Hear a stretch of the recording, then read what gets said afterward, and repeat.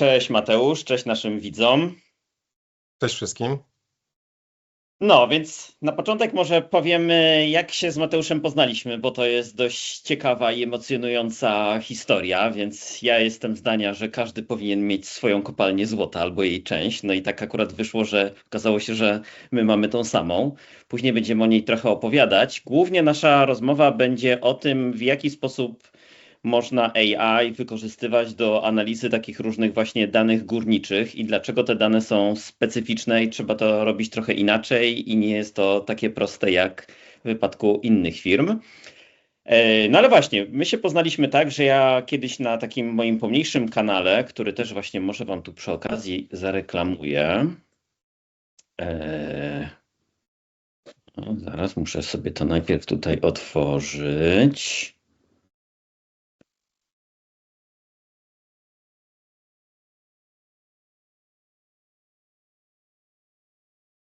Tak, dobra.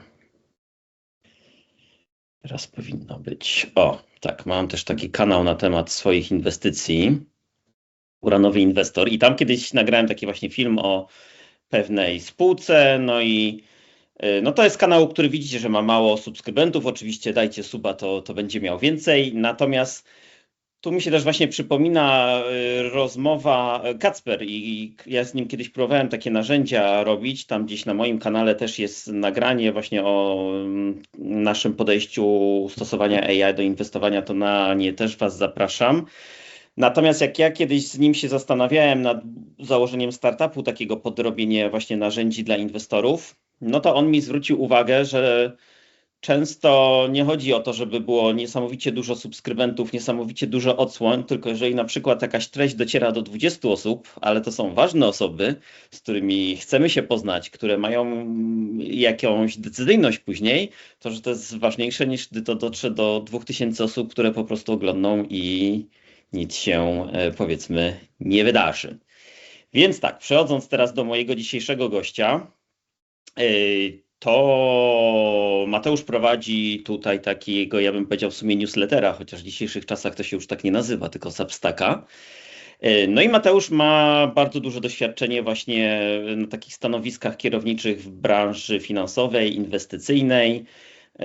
Ten tutaj kanał substackowy, on jest też właśnie o takich spółkach górniczych, powiedzmy, to właśnie taka gra słów, resource mind po angielsku. No ale może zacznijmy od takiego pytania, które ja dość często zadaję moim gościom, że gdybyś teraz miał doradzać komuś, kto ma tam, nie wiem, 18-20 lat i kto chciałby właśnie w przyszłości być na jakichś takich ważnych stanowiskach w jakichś firmach finansowych, to co byś takiej osobie radził z własnego doświadczenia? Dziękuję bardzo za to wprowadzenie. No przede wszystkim trzeba próbować, to znaczy nigdy nie wiadomo, gdzie nas los rzuci. Ja akurat mając 20 lat zacząłem inwestowanie na giełdzie, więc to jest też taka moja główna działalność. Natomiast bardzo szybko starałem się dostać do firm i pełnić role, które mają wpływ na organizację. W szczególności zaczynałem od prowadzenia projektów, a jeszcze wcześniej nawet w trakcie studiów byłem w inkubatorach przedsiębiorczości, odpowiadałem za marketing, pozyskiwanie firm, osób, które chciały zakładać własne firmy. I to było pierwsze takie zderzenie z prezesami firm, co później jak prowadziłem projekty, często duże projekty dla zarządów, no to się bardzo przydało, bo to jest ta taka perspektywa zarządu i nie trzeba być od razu wysoko na takim stanowisku, wystarczy nawet pomagać w jakimś projekcie, czy żeby mieć tak naprawdę dostęp do, jeżeli to jest duży, ważny projekt, to ma się dostęp do zarządu, który często dobre uwagi daje i to, co ja zawsze się uczyłem, bo jak miałem 24 lata, to pierwszy raz tak bardziej pracowałem z zarządami dużych firm, czyli robiłem PMO, oceniałem projekty, prowadziłem komitety zarządu dotyczące projektu. No i to, co było takie najcenniejsze, to było to, w jaki sposób ci ludzie z zarządu, prezesi, wiceprezesi patrzą. Zwykle szukają tych takich kluczowych elementów, czyli właśnie to, jaka jest wartość, jak jest tworzona wartość, jakie są ryzyka przy tworzeniu tej wartości, jakie są założenia, jakie są scenariusze. I tak naprawdę na podstawie tego podejmują decyzje. I to też bardzo dobrze pokazuje, że my często jak jesteśmy wykonawcami różnych zadań, to myślimy o 20 różnych rzeczach, a ten prezes, i to odróżnia często prezesów od innych pracowników, potrafi wyłuskać to, co najważniejsze i po prostu na tej podstawie podjąć decyzję. I też taka droga projektowa jest moim zdaniem bardzo ciekawa, bo ona naturalnie prowadzi do strategii. Tak było też w moim przypadku, czyli duże, ważne projekty często są realizowane po to, żeby realizować strategię, więc odkrywamy trochę poprzez realizację tej strategii, odkrywamy tak naprawdę, w jakim kierunku zmierza firma. I mając dostęp do dyrektorów, członków zarządu, którzy są sponsorami tych projektów, jesteśmy w stanie trochę tak bliżej posmakować tej strategii. No moja kariera się potoczyła tak, że ja w ostatnich latach byłem dyrektorem Departamentu Strategii i Organizacji. Odpowiadałem za strategię i za zarządzanie projektami, i efektywność procesową, narzędzia do robotyzacji, żeby trochę automatyzować te procesy i zmiany organizacyjne. Więc taka bardzo przekrojowa, transformacyjna rola, blisko bardzo z zarządem, ale właśnie to było też efektem tej mojej ścieżki projektowej, bo prawdę mówiąc łatwiej jest też tak zaplanować, zaprojektować strategię, narysować ją na kartce, a dużo trudniej jest ją wykonać. To doświadczenie w realizacji projektów, realizacji strategii bardzo procentuje później, jak sami tworzymy tą strategię pod kątem tego, co jest realne, a co nie jest, na co uważać, na co jest realne i do zrobienia. I drugi taki element, myślę, no to, że jeżeli ktoś chce być rzeczywiście w sektorze finansowym, zajść wysoko, czy w ogóle, nie wiem, na przykład zajmuje się inwestowaniem, no to im wcześniej się zacznie, tym lepiej. Jak ktoś ma 18 lat, może kupować pierwsze akcje na giełdzie, pewnie nawet można wcześniej, znam takich, którzy zaczęli jak mieli 13 lat, są pewnie sposoby na to, ale im wcześniej, tym lepiej. I głównie dlatego, że tych błędów na początku popełniamy dużo. I ja sam popełniłem mnóstwo błędów, ale te błędy tak nie bolą na początku. W sensie bolą chwilowo, ale z perspektywy czasu Powinny te błędy boleć. pozwalają się nam bardzo szybko rozwijać i dzięki temu później te inwestycje mają lepszy charakter. Na przykład to tak jak jeden z moich mentorów, Rick Rule, mówi, że ktoś osiągnął sukces po 20 latach ciężkiej pracy, ale to był ten dzień, kiedy osiągnął sukces, czyli 20 lat pracował, nikt tego nie widział i nagle ludzie widzą tylko ten sukces na końcu. U mnie było podobnie, to znaczy pierwsze lata... Jeszcze w Polsce powiedzą, że udało się. Tak, w Polsce jeszcze powiedzą, że się udało, choć ja nie jestem fanem tego powiedzenia, bo myślę, że sami mamy dość duży wpływ na to, co się później wydarza w naszym życiu i zawsze trzeba próbować. Natomiast właśnie jeżeli mamy kogoś, kto ma lat 50, 60 i zaczyna myśleć o inwestowaniu, to i tak bardzo dobrze, że o tym myśli, ale jeżeli wcześniej na przykład nie inwestował, to zaczyna trochę od zera, tak? I może, mimo iż może mieć dużo większy kapitał, to może popełnić te same błędy, co osoba startująca mając lat 18. No tylko tego czasu jest mniej, te błędy więcej kosztują, więc ja bym zachęcał do tego, żeby jak najszybciej zająć się inwestowaniem, nawet małe kwoty, ale po prostu próbować. I to też bardzo pozwala zrozumieć właśnie, jak myślą firmy, a to z kolei pomaga później też w awansach na tej ścieżce korporacyjnej, jeżeli ktoś jest zainteresowany. Więc u mnie to było tak dwutorowo. Najpierw zostałem inwestorem, potem kariera w bankach i w innych firmach, też w konsultingu chwilę pracowałem. Natomiast no, teraz jestem przede wszystkim inwestorem i to jest jakby full time, tym się zajmuję. Ale to doświadczenie też oczywiście procentuje w tym, że troszkę inaczej patrzę na firmy. Jestem w stanie spojrzeć i z perspektywy zarządu, i z perspektywy inwestora, co myślę, że jest cenne dla obu stron, więc też pomagam trochę i inwestorom, i firmom w tym, żeby lepiej się komunikować. Tak, czyli taka rada trochę w stylu mistrza Jody, po prostu rób. Moim zdaniem jedna z najlepszych, zgadzam się w pełni.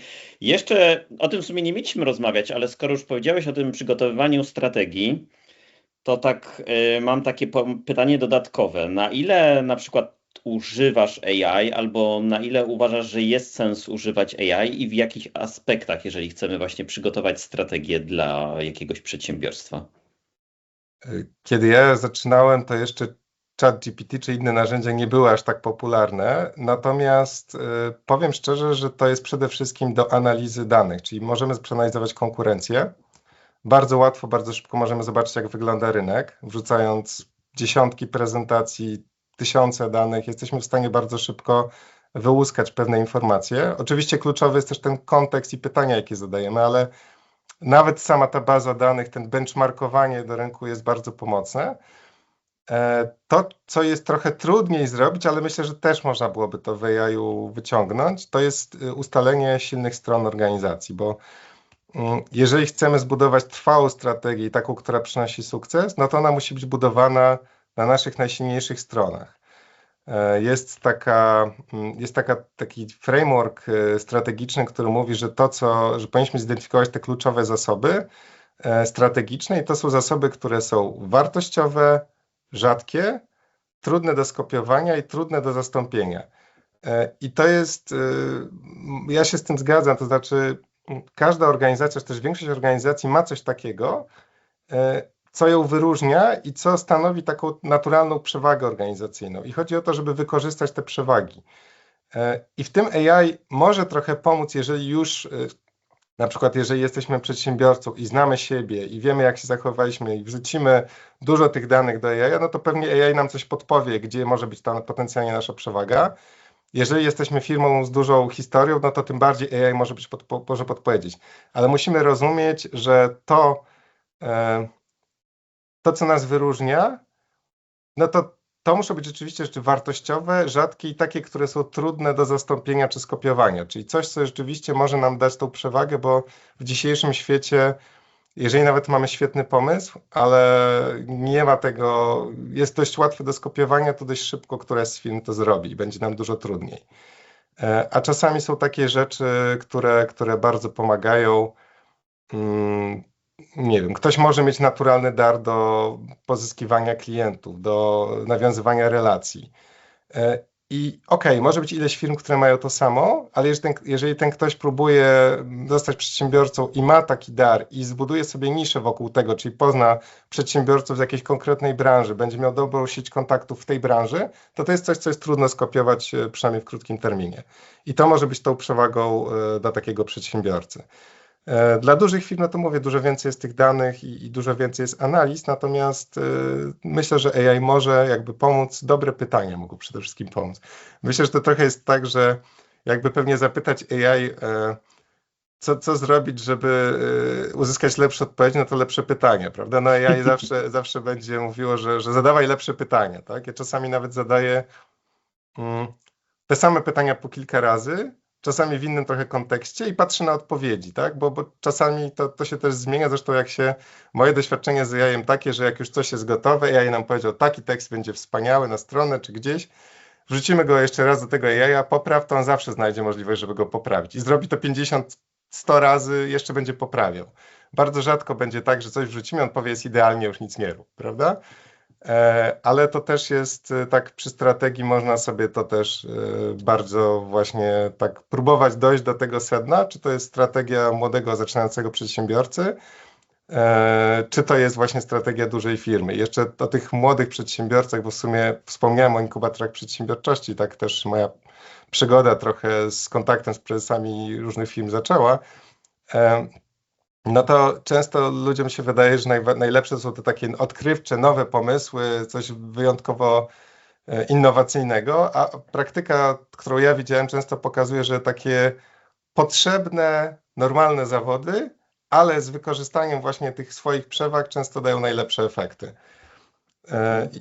I to jest trochę taki mit, że musi być coś super odkrywczego. Firmy, które robią naprawdę podstawowe takie rzeczy, które nie są niczym innowacyjnym, często osiągają świetne wyniki. I to właśnie na przykład, nie wiem, firma, która ma kilkaset hydraulików, tak? Czy firma, nic nadzwyczajnego, ale jeżeli ma dobry dostęp, no to jest w stanie mieć dużą przewagę konkurencyjną. Mhm. Tak, no z tym takim wygładzaniem tekstów, to ja bym o tyle uważał, że te narzędzia, one mają tendencję do uogólniania. I jak się tak wiele razy wrzuca ten sam tekst, to on się będzie robił taki coraz bardziej ogólny czasami. No ale dobrze, przejdźmy do clue, czyli właśnie do tego, jak te dane, powiedzmy, okołogórnicze analizować. Ja tu zacznę od takiego wprowadzenia, że na przykład dla mnie taka pierwsza istotna specyfika to jest to, że dla większości spółek kluczowa jest analiza raportów i konferencji wynikowych. tym większość moich widzów pewnie kojarzy filmy, które nagrywałem z Bartkiem Szymą na ten temat. Natomiast zwłaszcza te spółki górnicze poszukiwawcze, to w tych konferencjach właściwie nic nie ma, albo nawet czasami tych konferencji nie ma, no bo oni właściwie nic nie sprzedają, więc tam to nie ma znaczenia. Znaczenie mają różnego rodzaju takie komunikaty regulacyjne albo powiedzmy około geologiczne. One są pisane dość trudnymi językami. Pokażemy też zaraz przykłady, mają dość dużo różnych mapek, jakichś takich przekrojów wierceń i przez to właśnie ich charakter moim zdaniem jest taki, że LLM-y tak łatwo sobie z nimi nie radzą, jak powiedzmy z takimi dokumentami typu jak wyglądała sprzedaż, nie wiem, marki jakiejś odzieżowej. To ja myślę, że są takie rzeczy, które jak najbardziej można wykorzystać i mogę podać teraz kilka i potem rozwinąć, jak będzie czas, zanim przejdziemy jeszcze do tych specyficznych danych górniczych. No bo jeżeli jesteśmy inwestorami, niezależnie od tego, jaki to jest rynek, no to pierwszy taki ruch, jeżeli nic nie wiemy o spółce, to może być po prostu wrzucenie prezentacji, wrzucenie kilku raportów i zobaczenie, przyspieszona nauka spółki, tak, tego co robi. Oczywiście w przypadku na przykład spółek surowcowych zwykle w takiej prezentacji nie ma tego, co dla mnie jest jedną z najcenniejszych rzeczy, czyli jakie mamy ryzyka, jakie są wyzwania, jaka jest historia wcześniejsza danych projektów, bo często to jest tak, że projekt zaczął się kilkadziesiąt lat temu przez jedną firmę, a teraz inna firma kilka lat temu kupiła i tego zwykle nie znajdziemy w prezentacji, dlaczego to nie zadziałało kiedyś w przeszłości, albo właśnie jakie były wyniki, tak? Więc to jest jakby analiza prezentacji pozwala nam tak szybciej wystartować, choć nie jest idealna. I to też jest ważna rzecz dla spółek, bo o ile kiedyś mam wrażenie, że spółki mogły te prezentacje robić dość ogólne, o tyle teraz jak mają naprzeciw siebie inwestorów, którzy mają dużą wiedzę i jeszcze AI, różne narzędzia, no to tak naprawdę te prezentacje muszą być dobre. To jakby słaba prezentacja, gdzie AI nie wie, tak naprawdę nie ma odpowiedzi na podstawowe pytania, które inwestor zadaje, no sprawia, że szansa na to, że inwestor kupi to akcję tej spółki jest słaba. No ale to jest pierwszy. Jeszcze jest ten czynnik różnego rodzaju forów, to znaczy informacje, zwłaszcza negatywne, później szybko krążą, prawda? Więc jedna jakaś taka pomyłka z prezentacjami i setki ludzi o tym wiedzą. Tak, więc no tu trzeba uważać, mówię, i dla inwestora to jest cenne źródło wykorzystania AI już na tym pierwszym etapie i dla spółki, żeby uważać, że inwestorzy, brać pod uwagę to, że inwestorzy tak na to patrzą. Drugi taki element, to już trochę wspomniałeś, to są finanse, tak? Sprawozdania finansowe możemy sobie szybko wrzucić raporty z kilku lat i zobaczyć wtedy, co się zmieniło, jak się zmieniła pozycja gotówkowa. Dla spółek surowcowych to jest szalenie ważne, bo jeżeli mamy spółkę, która jeszcze nie ma cash flow, nie generuje gotówki, no to tak naprawdę kluczowe jest ile tej gotówki ma, bo wiadomo, że będzie musiała robić emisję akcji. Ważne jest też to na przykład, żeby zwrócić uwagę, na co wydaje te pieniądze. Czy to jest pieniądze rzeczywiście na odkrywanie złóż, czy rozwój projektu, czy to są pieniądze na utrzymanie obecnej kadry zarządzającej i pracowników, tak? Jaki to jest procentowo udział. Więc to też można nam AI bardzo szybko tutaj podpowiedzieć. I myślę, że też to, co jest takim ważnym elementem, to jest to, ja się kiedyś sam na to wiele razy nadziałem, to znaczy inwestorzy, firmy często małym drukiem czy w przepisach umieszczają naprawdę ważne informacje. I kiedyś to było bardzo trudne do wychwycenia, zwłaszcza jeżeli firma regularnie używała tych drobnych druków, przypisów i tak trochę utrudniała pewne informacje. Obecnie przy wykorzystaniu AI właściwie wszystko wiadomo. Jakby gdzieś setki, tysiące stron można w mig przeczytać. Więc finanse to jest drugi element. Myślę, że to, co jest jeszcze ważne, to jest to, co też już zacząłeś mówić i chyba widziałem na Twoim kanale jakiś wywiad, w którym mówiłeś o porównywaniu tego, co zarząd mówi dzisiaj, a co mówił przez ileś wcześniejszych konferencji. I to też na pewno pokazuje pewną wiarygodność zarządu i spółki. Natomiast też, prawdę mówiąc, pracując blisko z zarządami, wiem, że często jest tak, że po prostu zmieniać trochę sytuację i ten język może się zmieniać i to nie zawsze musi być taka czerwona flaga. Ale czasami jest rzeczywiście żółta lub pomarańczowa i dobrze jest wtedy wziąć to pod uwagę. No i jeszcze dwa takie elementy, które myślę, że na szybko są do zaimplementowania przez każdego widza, nawet jak zupełnie startuje. To są spotkania z zarządem. I akurat w spółkach surowcowych można się spotkać z zarządem dość wcześnie i dla małych spółek można poprosić. Zresztą sami mówiłeś, pamiętasz, że jedna ze spółek wysłała ci wręcz pytanie, czy nie chciałbyś się spotkać z prezesem, tak? I dla mniejszych spółek to rzeczywiście jest, no tylko trzeba wiedzieć, jakie pytania zadać. I tu znowu AI po takiej wstępnej analizie, jak przeprowadzimy, jest w stanie nam trochę tych pytań podpowiedzieć i jest w stanie tej odpowiedzi zinterpretować. I znowu spółki muszą troszkę z tyłu głowy mieć to, że inwestorzy wyposażeni w sztuczną inteligencję mogą mieć trochę większą wiedzę, ciekawsze pytania i lepiej weryfikować to, co zarząd mówi. I ostatnia taka rzecz, bym powiedział na początek, bo ja to używam w większym zakresie, ale na początek to jest taka i dla mnie chyba najważniejsza z tych wszystkich, to jest to, że za każdym razem jak inwestujemy, to jest wiele różnych scenariuszy, które się mogą zadziać. Czyli kupujemy akcję jakiejś spółki, która ma jakąś sytuację dzisiaj, dąży do jakiegoś docelowego poziomu, ale jest szereg różnych rzeczy, które może się wydarzyć po drodze. I AI może dość dobrze, jeżeli dostarczymy odpowiednio dużo ilości informacji, może zaproponować różne te ścieżki rozwoju sytuacji. My wtedy zobaczymy, że ta nasza ścieżka bazowa niekoniecznie musi być tą najbardziej prawdopodobną czy jedyną. I możemy, i to ja też robię, przygotować sobie strategię inwestycyjną naszą jako inwestorów na podstawie tych różnych scenariuszy. Czyli przykładowo firma, niezależnie czy to jest surowcowa czy inna, pokażemy na przykładzie surowcowej, ale może komunikować jakieś partnerstwo, że będzie miało dużego inwestora, propagują to od wielu miesięcy, no i my już jakby zaczynamy myśleć, że okej, to się zadzieje, tak? No bo to jest raportowane, są wywiady, idziemy w dobrym kierunku. No ale scenariusz może być też taki, że nie ma żadnego inwestora i co wtedy? Albo może być scenariusz, że wydarzy się coś, nie wiem, załamanie na rynku złota, jeżeli mówimy o surowcach, a spółka ma kopalnię złota i nagle się okazuje, że przestaje być rentowna. Wcześniej zakładaliśmy, że będzie rentowna.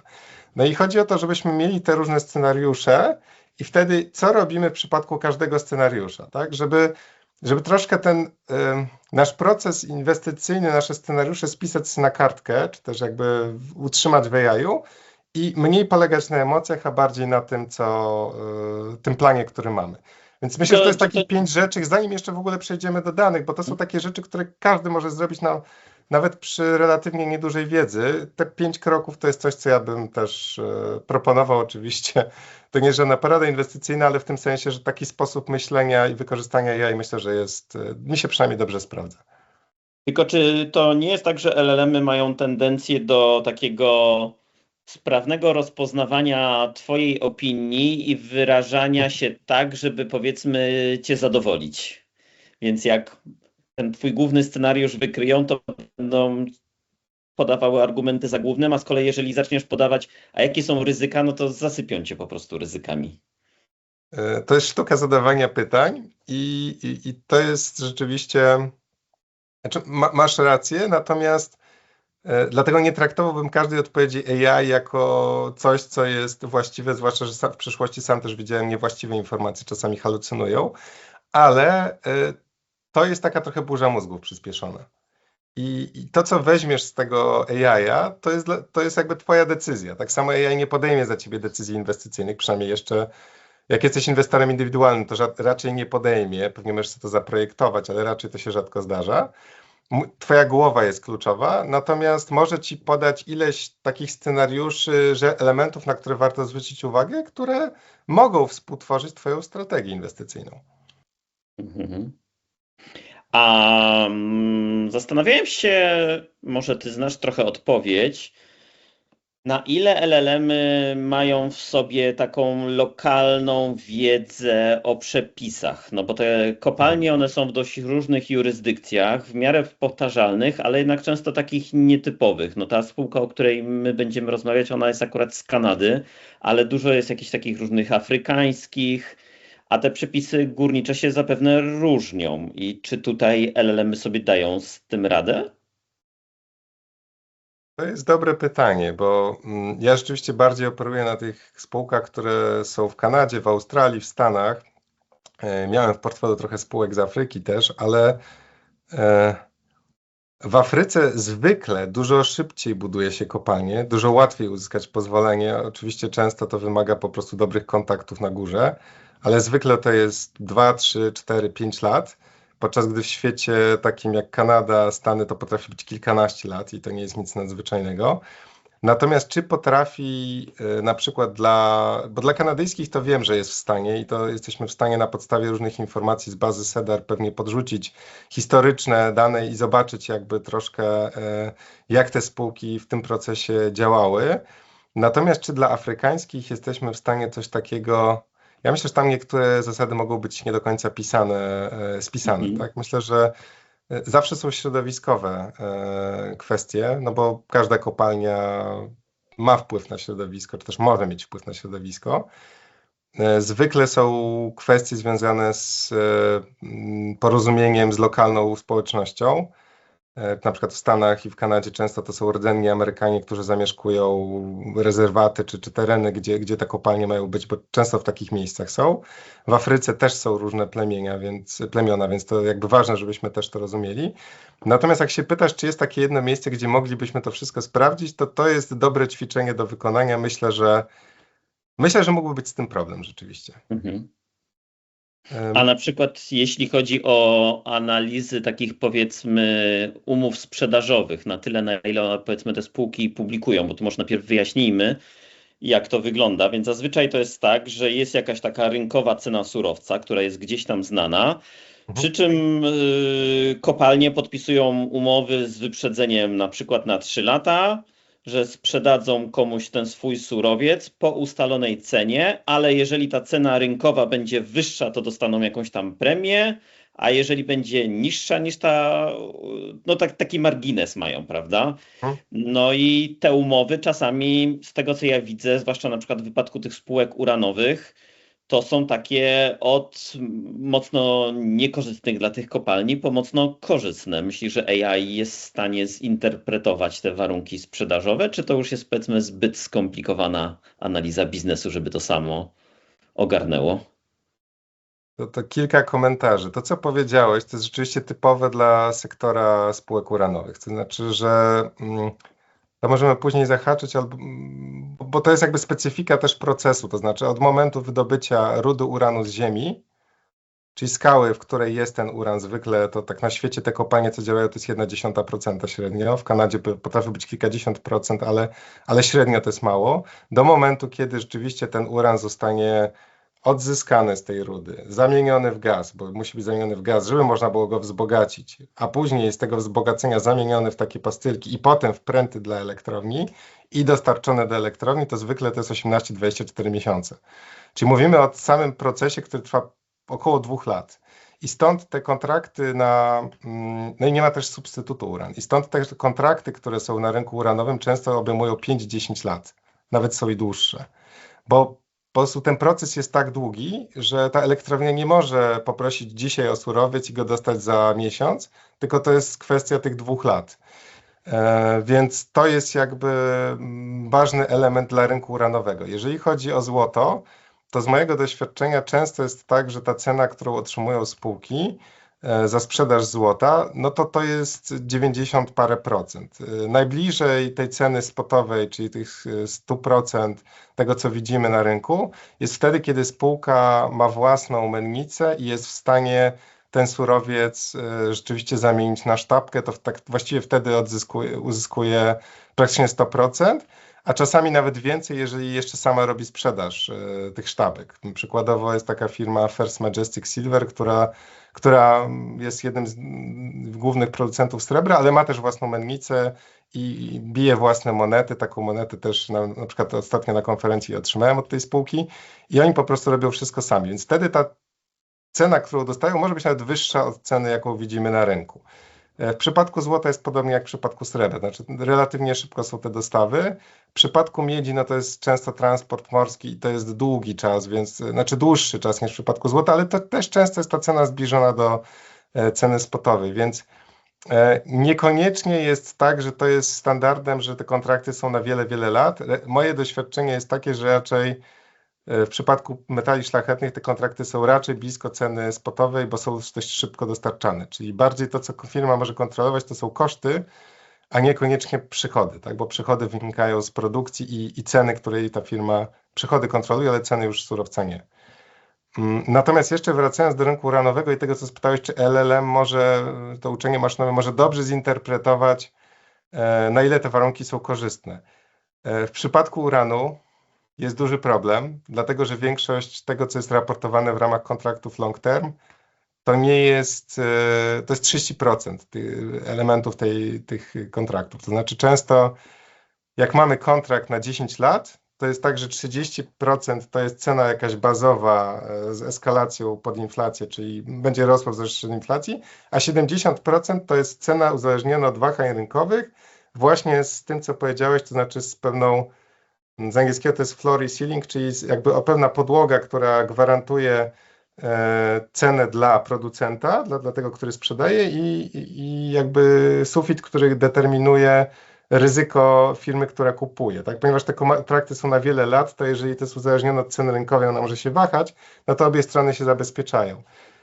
I myślę, że jeżeli byśmy dali AI kilka informacji, czy przede wszystkim jaki jest koszt produkcji, a to też nie jest tak łatwo, ale da się to wyciągnąć z raportów, czasami nawet z prezentacji, i jakie są potencjalne ceny tego surowca, czyli przy różnych scenariuszach, no to w tym sensie dość dobrze jest w stanie pewnie ocenić, na ile ten kontrakt jest dobry, ale wyzwaniem jest dostęp do informacji. No to jest typowe dla rynku uranu, że tutaj nie jest to takie powszechne i to jest normalne, dlatego też, że to są kontrakty na wiele lat i te elektrownie i producenci ze sobą konkurują i tego co do zasady nie udostępniają. To, co widzimy, to jest taka long term cena, to często bazuje na tych 30%, a nie na tych 100%. To taka moja informacja, więc to trochę zależy od rynku, tak? A jeżeli chodzi o złoto i srebro, miedź, no to raczej tutaj te ceny spotowe, czy bliskość tych cen spotowych jest standardem. No dobra, to przejdźmy do tego złota. Ja tu pokażę właśnie może przykład takiej prezentacji, którą ostatnio dostałem od tej spółki, o której wcześniej wspominałem, bo to jest, myślę, dobry, aczkolwiek dość standardowy przykład, dlaczego te dokumenty nie są łatwe w interpretacji przez te różne LLM-y. No bo tu jest dużo właśnie po pierwsze elementów graficznych, jest dużo takich danych liczbowych, które ktoś, kto nie jest specjalistą, typu ta zawartość złota w złocie, jakieś tam właśnie powiedzmy ile kilometrów jest wykopanych czegoś. No to są takie, to trzeba być specjalistą, przynajmniej prawie takim jak Mateusz, żeby to tak sobie czytać i wiedzieć, czy to jest dobrze, czy źle. Ja ileś tych prezentacji przeczytałem, ale i tak sam tego de facto nigdy nie wiem, zawsze gdzieś to muszę weryfikować. No i też tak właśnie się zastanawiam, na ile powiedzmy LLM-y, one rzeczywiście potrafią poprawnie te wszystkie dane, które tutaj na tej przykładowej prezentacji widzicie. Do tego jeszcze są takie właśnie, dużo informacji jest typowo graficznych, to znaczy są mapki. Tu jeszcze gdzieś powinny być chyba takie te wizualizacje, albo nawet może i zdjęcia odwiertów. To też są chyba dość ważne rzeczy. O, tu się zaczynają jakieś takie właśnie różne geologiczne rysunki. No i co, taka grafika to jest na przykład pewnie dość ważny element, prawda, w analizie. Z perspektywy tutaj akurat widzimy, jaki jest przekrój przez to złoże, które potencjalnie spółka w przyszłości może wydobywać, czyli kopalnia odkrywkowa to jest ten rysunek, który pokazujesz po mojej prawej stronie. Tak, widzimy głębokość, że dość płytko jest to złoże, no i oczywiście kwestia jest tego, ile tego materiału tracimy, ale tak, myślę, że to jest coś, z czym pewnie sztuczna inteligencja ma większy problem, ale ja myślę, że to, co możemy zrobić, to możemy wrzucić tą prezentację właśnie teraz. Dobra, bo ty mówisz, że w ogóle przygotowałeś jakiś taki przykładowy scenariusz, tak? Dziękuję bardzo, Bartek. I tutaj postaram się dzisiaj Wam pokazać kilka takich prostych kroków, które można wykorzystać do szybszego startu przy analizie spółek wszelkiego rodzaju, ale w szczególności tutaj będziemy analizować przypadek spółki górniczej, jaką, jak wspomniał Bartek, jest Kasiar Gold. To tylko zaznaczam, że ten materiał to nie jest porada inwestycyjna. Bardziej chodzi o pokazaniu przykładu, w jaki sposób ChatGPT, którego będziemy używać, widzi tą spółkę, jakie informacje możemy otrzymać, a ponieważ znam tą spółkę dość dobrze, no to będę mógł też weryfikować, trochę Wam dopowiedzieć, czego AI na przykład nie widzi, co myślę, że też będzie dużą wartością dla Was. No to zaczynamy. Udostępniam ekran.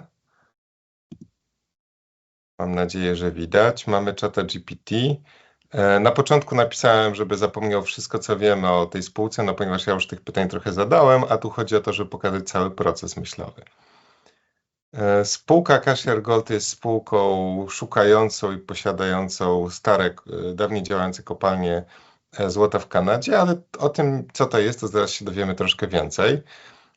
Jeżeli analizujemy taką spółkę, najlepiej właśnie ściągnąć prezentację możliwie rozszerzoną.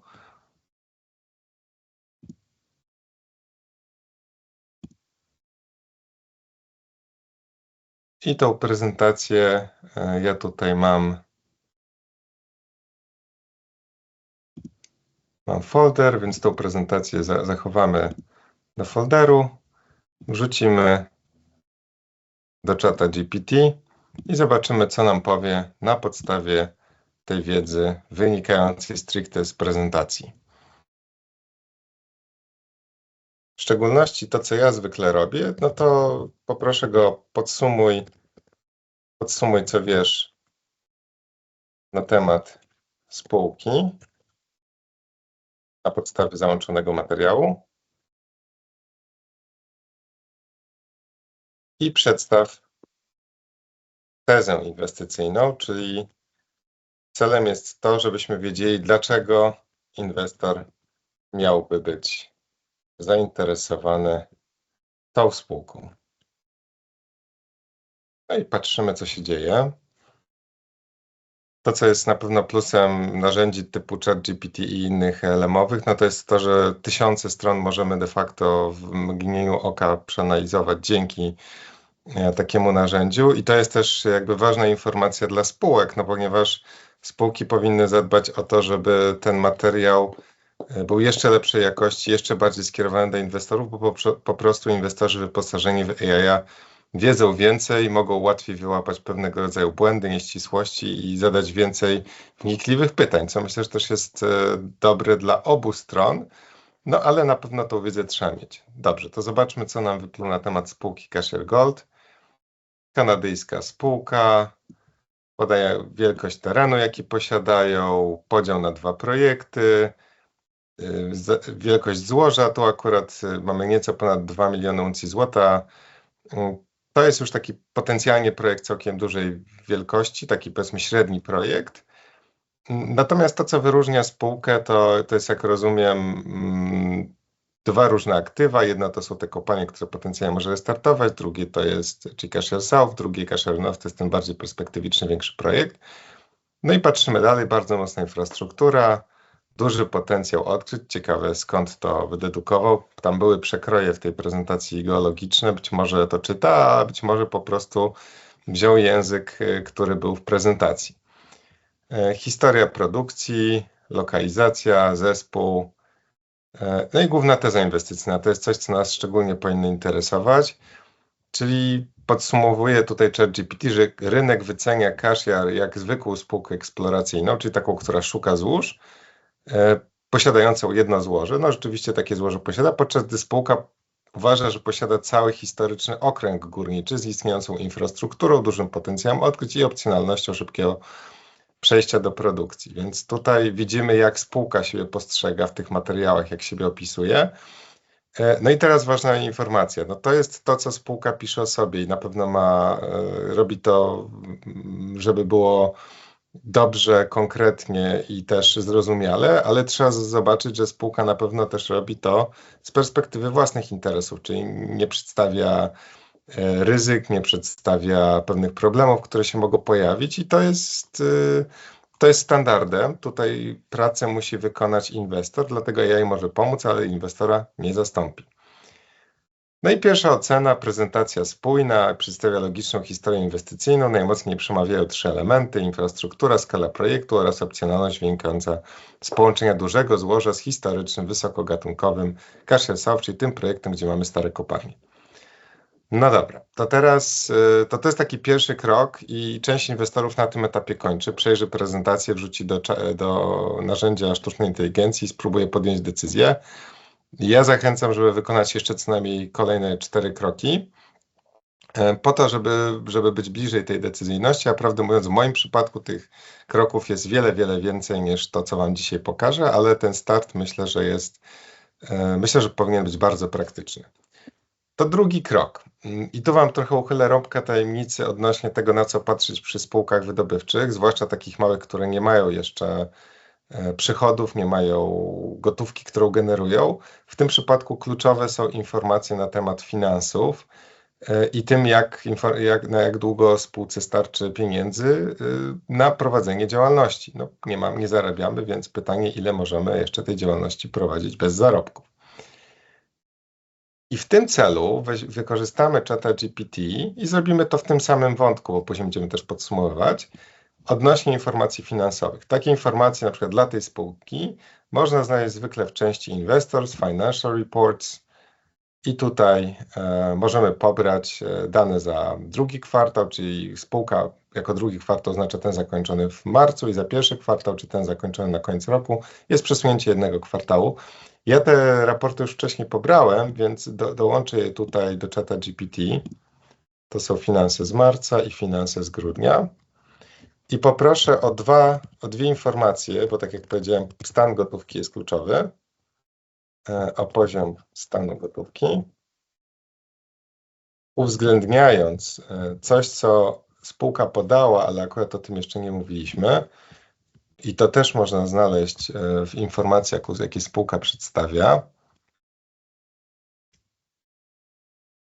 To jest informacja odnośnie tego, co się wydarzyło, a ja wam od razu mogę zdradzić, że spółka pozyskała $5,5 miliona kanadyjskich, więc i to się zadziało w maju, więc tutaj jakby trzeba to uwzględnić. Normalnie moglibyśmy wgrać oczywiście wszystkie te raporty do ChatGPT albo skorzystać z innego narzędzia. Są już takie narzędzia, które zawierają dokumenty i powinniśmy powiedzieć, że uwzględniając ostatnią emisję akcji.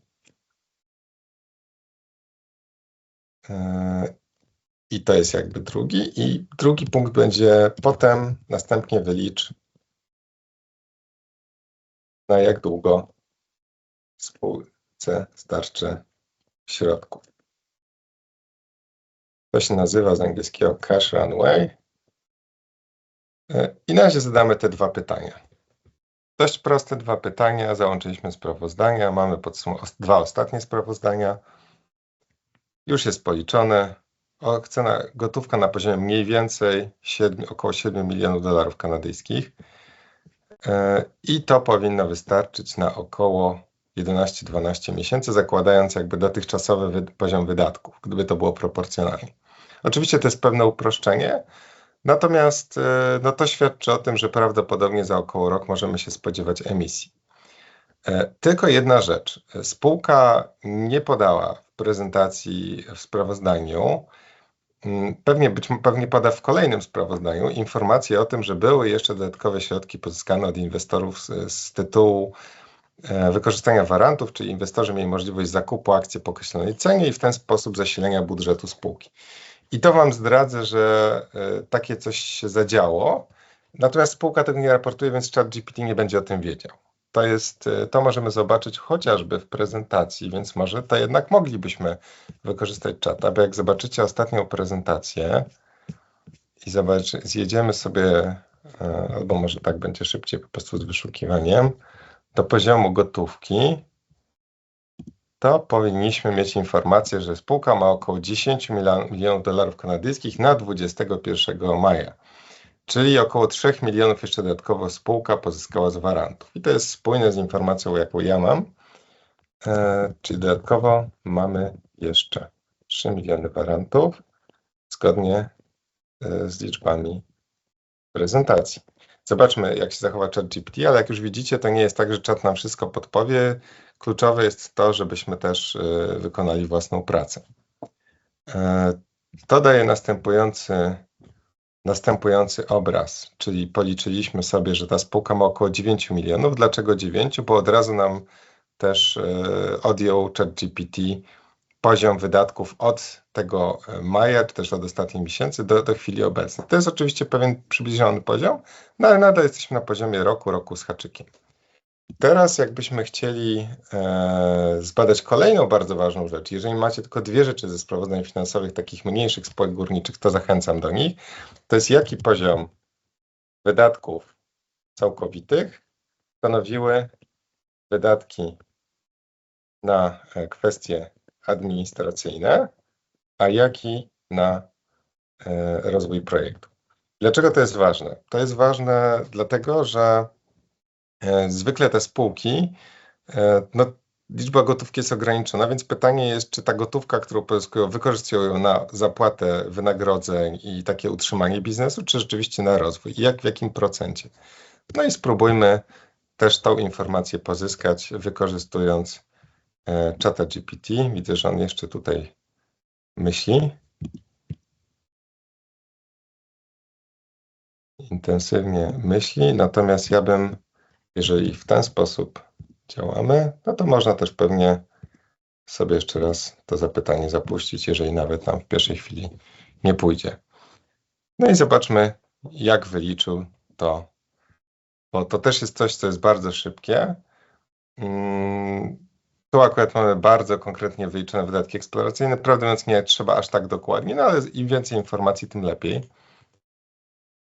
Ważne tylko, żeśmy wiedzieli. Rozwój projektu około 64%, administracja około 36%. Jeszcze jest wynagrodzenie w akcjach, ale generalnie no widzimy, że większość środków jednak spółka przeznacza na rozwój projektu, co jest pozytywne, natomiast no, ten udział z wydatków administracyjnych jest spory i to jest typowe dla małych spółek wydobywczych. Dlatego jakbyście analizowali, byli zainteresowani tym sektorem, to jak patrzycie, że to jest poziom na przykład 2-3 milionów dolarów gotówki, no to ciężko jest widzieć tutaj duży rozwój projektu, to raczej będzie na utrzymanie i to jest dlatego tak ważny jest ten poziom gotówki, bo będziemy wiedzieli, czy rzeczywiście spółka może coś zrobić, czy bardziej walczy o przetrwanie. No dobra, to powiedzieliśmy sobie o prezentacji, powiedzieliśmy sobie o wynikach finansowych.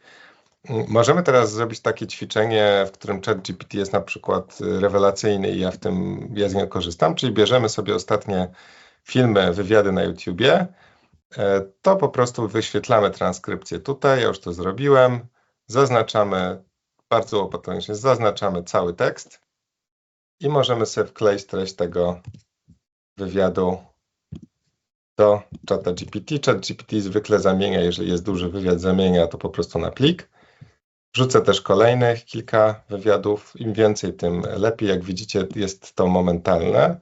A plus jest taki, że jakbyśmy chcieli przejrzeć wszystkie te wywiady i te informacje pozyskać, no to by nam to zajęło dużo czasu. Ja tutaj wkleję powiedzmy te 3 wywiady z różnych okresów czasu i zobaczmy, jak zmienia się narracja spółki. Jeszcze dobrze byłoby pewnie podać, że ten pierwszy wywiad jest z 5 lutego, drugi mamy z 9 marca, trzeci mamy z 13 września wcześniejszego roku, czyli nie po kolei, czyli 5 luty, 9 marca i 13 września 2025. Tutaj dajmy 2026, żeby to było jasne.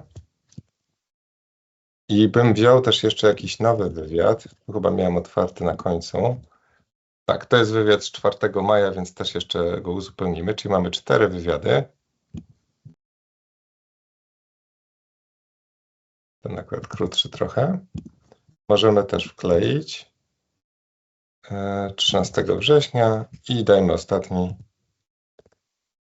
oraz 4 maja 2026. I na razie tylko daję dane, zobaczymy co nam podpowie, natomiast zaraz zadam pytanie.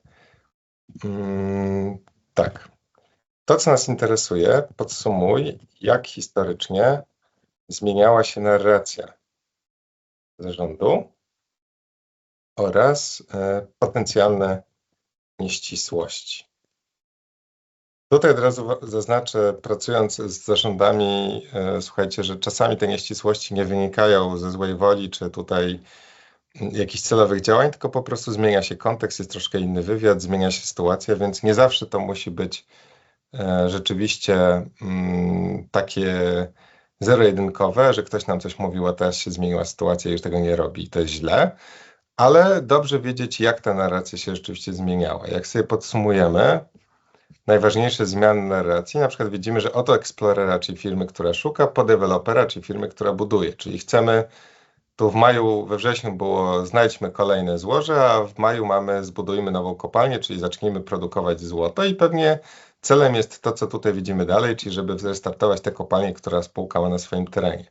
To od razu zaznaczę, że restart kopalni nie jest łatwą rzeczą, natomiast przy obecnych cenach metali zwykle może to być ciekawe rozwiązanie.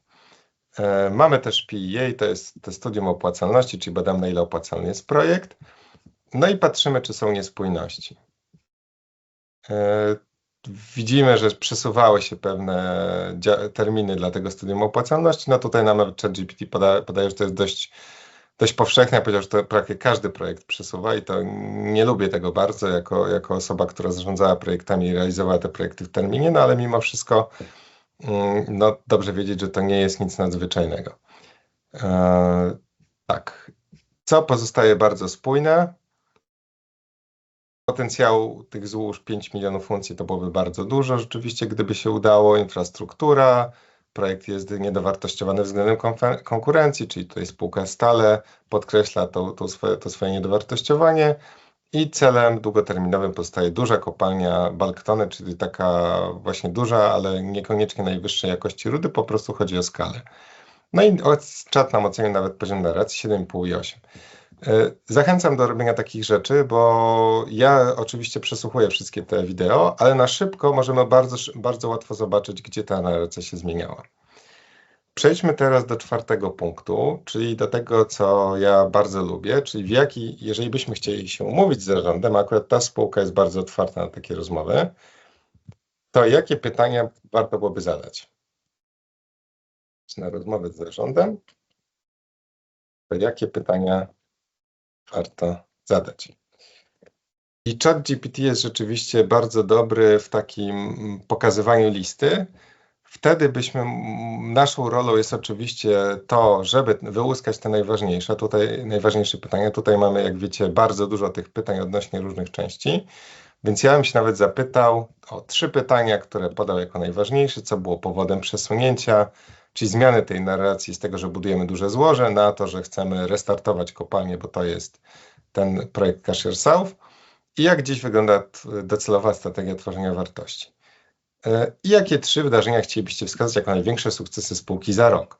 No to są bardzo ciekawe pytania i takie wnikliwe, więc znowu podkreślę, że spółka tak naprawdę musi być przygotowana na to, że inwestorzy wyposażeni w sztuczną inteligencję mogą te pytania zadawać troszkę bardziej w punkt, mogą bardziej wnikliwie analizować pewne rzeczy i trafiać w te ryzyka, więc trzeba być przygotowanym i ta rola dobrej komunikacji zawierającej także kwestie zarządzania ryzykami jest niezmiernie istotna.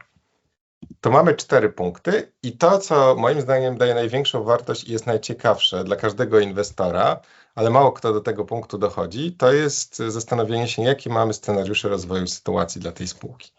Czyli poprosimy ChatGPT, który już ma trochę informacji, ma pytania, przeanalizował wywiady, podaj scenariusze rozwoju sytuacji dla spółki Cashier Gold, na przykład do końca 2026 i spróbuj ocenić ich potencjalny wpływ na inwestora.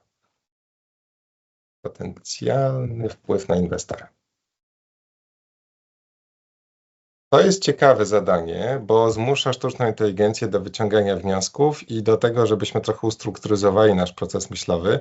Ja osobiście często z tego korzystam, tylko tworzę własne scenariusze, a trochę ChatGPT traktuję jako burzę mózgów, ale po to, żebyśmy wiedzieli, co się może zadziać, jakie są te różne możliwości i zaplanowali swoją strategię inwestycyjną w oparciu o to, co rzeczywiście może się wydarzyć. Tutaj nawet ChatGPT widzę, że nam wylistował główne katalizatory, czyli wydarzenia, które mogą mieć istotny wpływ na kurs akcji. No i też są wnioski, ale powinny być też scenariusze, czy mamy 5 scenariuszy. Pierwszym z nich jest rzeczywiście, że wyniki metalurgii i studium opłacalności jest bardzo dobre, więc wtedy jakby rynek zaczyna ufać spółce, widzi tą konkretną wartość, którą ta spółka może dać i kurs akcji prawdopodobnie powinien mieć tutaj, powinno to mieć wpływ pozytywny na kurs akcji, no ale to oczywiście zależy od wielu różnych czynników.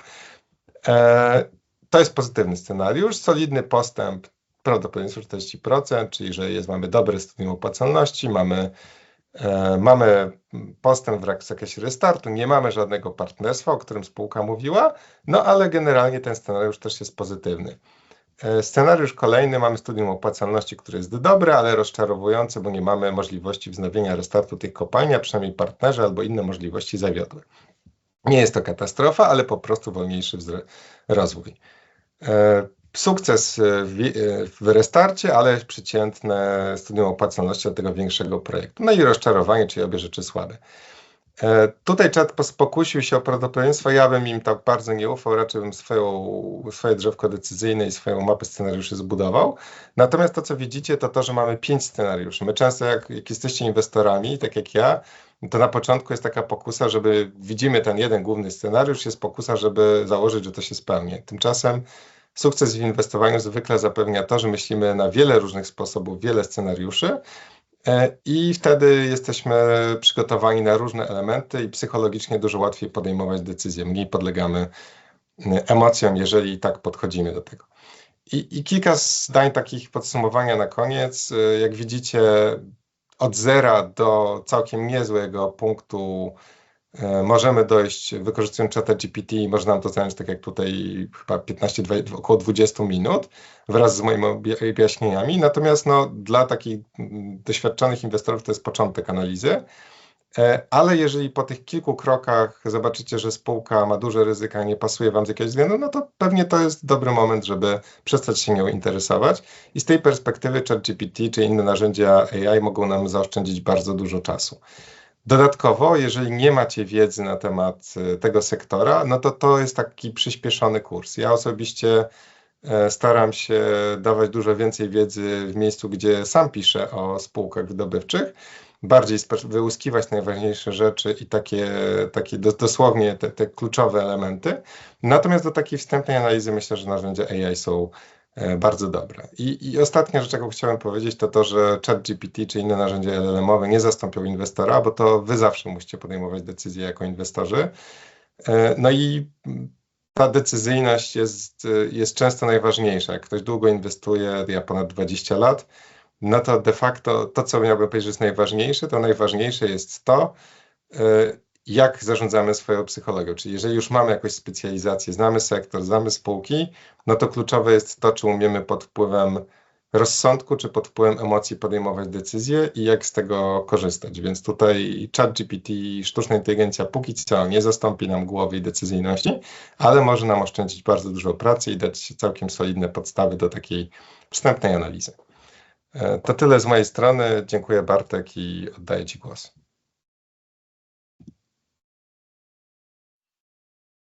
Super.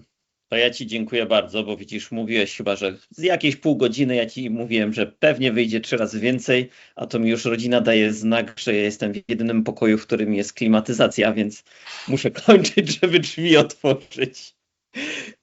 Dziękuję Ci bardzo za ciekawą rozmowę. Dziękuję bardzo. Pozdrawiam.